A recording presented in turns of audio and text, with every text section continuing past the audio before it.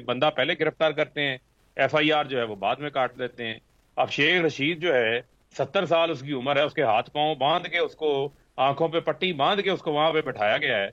आजम सवाती जैसा शख्स 75 साल सेनेटर पोते पोतियों के सामने उनकी तजलील करते हैं, उनके ऊपर तशद्दुद करते हैं, फिर उनकी इज़वाजी जिंदगी से मुतल्लिका वीडियो बना के बेशर्मी से उन्हीं की फैमिली को जो है वो भेज दी जाती है। इनमें से किसी एक के साथ हुआ है? फरूक हबीब साहब, ये जेल भरो तहरीक ये इस वक्त क्यों और एग्जीक्यूट कैसे हो?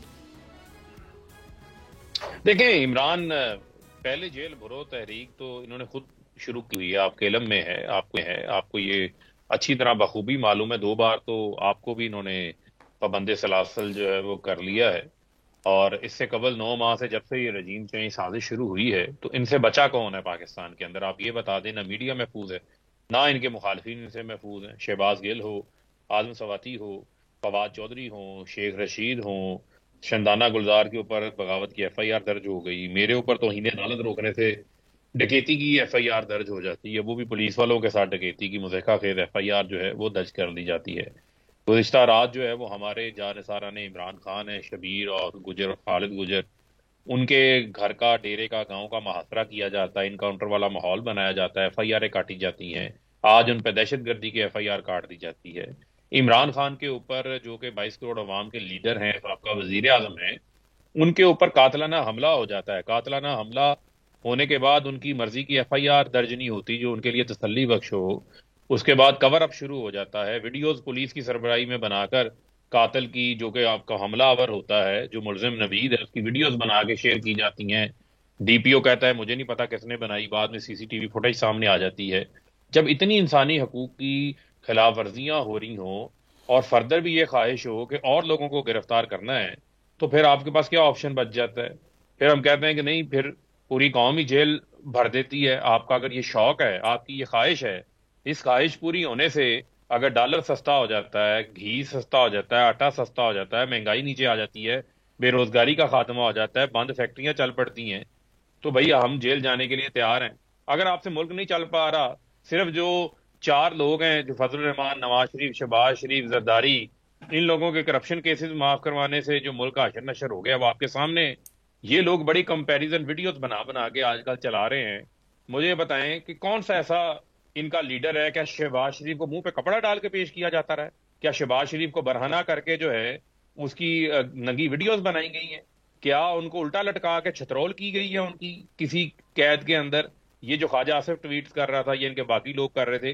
कोई एक इनका ऐसा शख्स नहीं। हमजा शहबाज की वीडियो निकालें, वो पुलिस वाले ने कहा जी कैमरे बंद कर दें, वीडियोस ना बनाएं, तो इसमें यूं उंगली का इशारा करके उसकी तरफ मोड़ के उसको बोला था कि भाई पीछे हट जाओ, आप ऐसा नहीं कर सकते। तो ये तो इनकी तो जेलें कैदें भी इसी तरीके से थी, शाहाना अंदाज से जो ये काम करते रहे हैं, जो इन्होंने यहाँ पे किया है। यहाँ पर तो कोई शख्स जो है करप्शन की बुनियाद पे नहीं पकड़ा गया।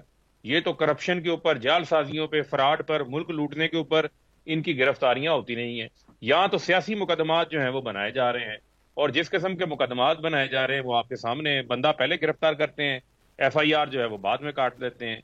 अब शेख रशीद जो है 70 साल उसकी उम्र है, उसके हाथ पांव बांध के, उसको आंखों पे पट्टी बांध के उसको वहां पे बैठाया गया है।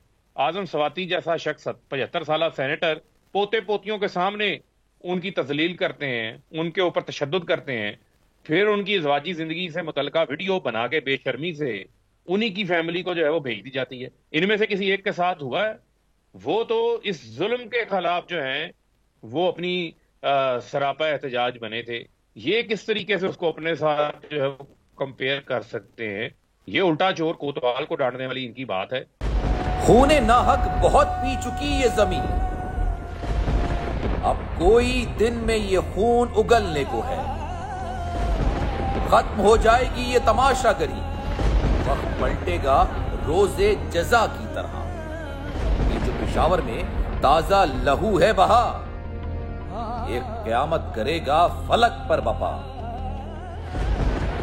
गम की सलमनाक घड़ी में बोल सानह पेशावर में शहीद होने वालों के लवाहिकीन के साथ